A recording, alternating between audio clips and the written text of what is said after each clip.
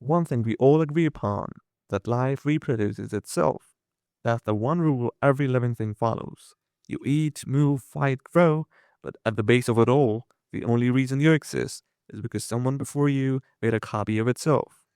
And we do understand reproduction pretty well, how we make a copy of ourselves. The sperm meets the egg, and boom, that's your own genetic code.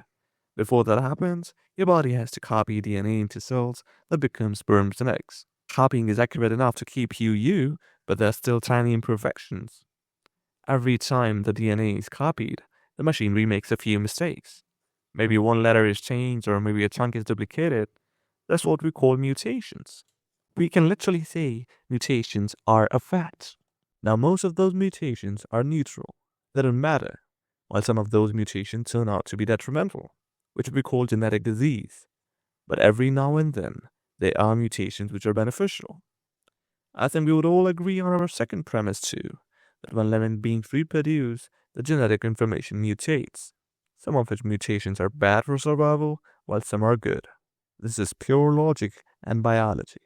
Now, if you live in a world where being slightly faster, or having slightly thicker fur, or digesting food slightly better helps you survive, then those helpful changes increases the odds that you will reproduce. Which means organisms with those beneficial changes will have an advantage over others, and their population will start replacing the group without those changes.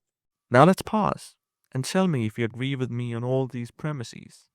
Premise 1. Living organisms reproduce. Premise 2.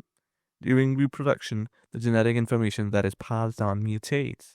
Of those mutations, most are neutral, some are bad while some are good for survival. Premise 3. Individuals with mutations that are good for survival are more likely to survive and reproduce. So what do you think should be the conclusion of all these premises? Simple.